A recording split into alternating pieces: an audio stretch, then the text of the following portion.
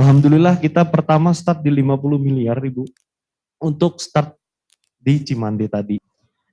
Belum lagi adanya fintech. Konsumsi susu di Indonesia masih rendah dibandingkan dengan negara Asia lainnya, yaitu mencapai 11,9 liter per kapita per tahun, sedangkan India itu sudah 42,8 liter per kapita per tahun, Malaysia dan Filipina 22,1 liter per kapita per tahun. Dan selama ini terdapat kekeliruan dari cara masyarakat Indonesia dalam mengkonsumsi susu.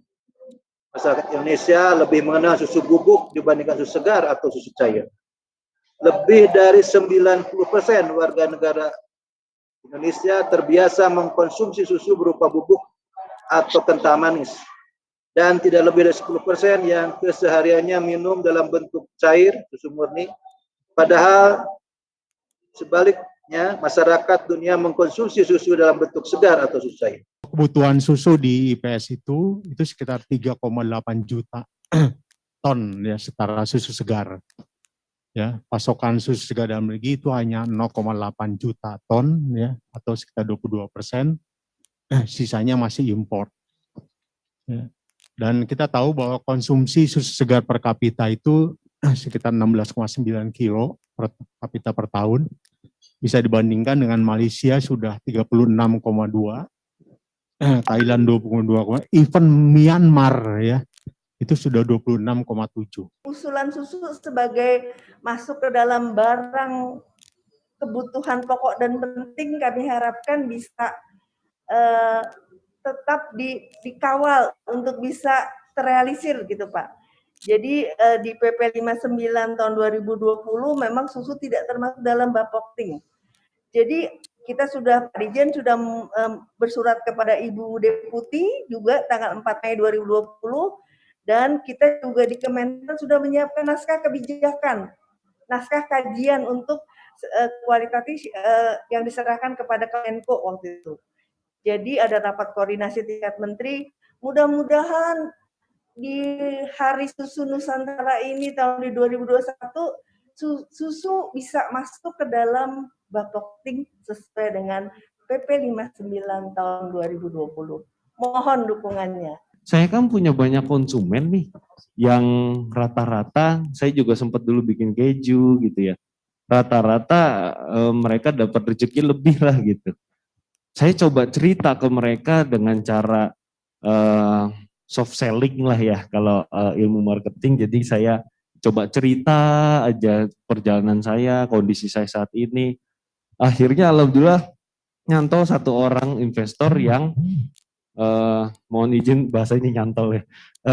Satu investor yang tertarik dengan cerita saya. Saya nggak bikin proposal, saya nggak bikin apa, saya cuma cerita. Akhirnya kita 3 kali ketemu, saya menceritakan potensial kita sapi perah di Indonesia, persusuan kita masih jauh potensialnya Pak. Mohon izin tadi udah beribu-ribu peternak, berpuluh koperasi, kita masih kekurangan juga. Jadi masih potensi. Beliau ini melihat potensi itu dari segi bisnis. Beliau juga seorang pengusaha. Alhamdulillah kita pertama start di 50 miliar Ibu untuk start di Cimande tadi. Nah, jadi angka 50 miliar ini bukan untuk sombong, tapi bagaimana caranya seorang peternak, seorang petani bisa berani untuk mengambil keputusan supaya kita berkembangnya lebih cepat. Mohon izin, kita kalau ngembangin nungguin bantuan, kita nungguin konsumen, kita jual beli ya, udah ketinggalan jauh. Kita ngejarnya ini harus lari gitu, atau kita harus loncat. Selain kemitraan, kita juga ngajak perbankan, sumber-sumber pembiayaan Pak, perbankan dengan dana KUR dan PKBL. PKBL ini perjanjian kemitraan bina lingkungan bunganya 3%. Dan sapi perah udah paling banyak yang dapat para peternak. Di antaranya yang saya ingat di Kanjabung yang di Malang. Belum lagi adanya fintech dan bank-bank syariah lainnya. Jadi ini off taker Pak, kalau tadi Pak Direktur, Pak Edi kan udah cerita nih Pak Rahmat. off takernya sebenarnya udah ada para IPS. Siap. Jadi pasti diserap. Nah gitu Pak, jadi kalau untuk soya perah lebih mudah sebenarnya. Persoalan kita masih klasik, yaitu terkait dengan masalah bibit, pakan, kemudian infrastruktur produksi dan pengolahannya, kemudian SDM dan kebijakan. Tentunya 5 hal ini harus kita selesaikan secara bertahap, baik itu secara serial maupun paralel.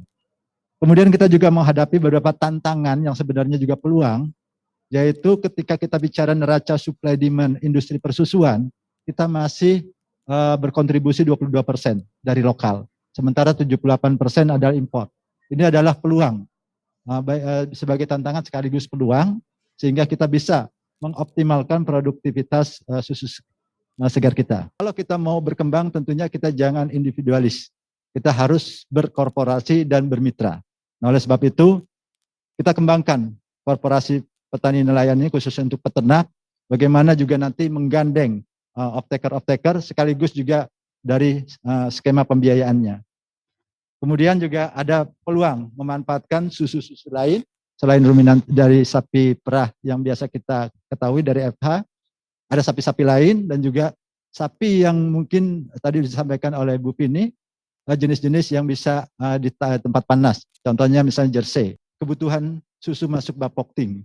Kalau dari kriterianya, sesuai dengan peraturannya, susu sudah termasuk. Tinggal kita bagaimana mengendorse. Karena ini dalam urusan Bapokting harus diputuskan dalam rapat koordinasi terbatas antar menteri.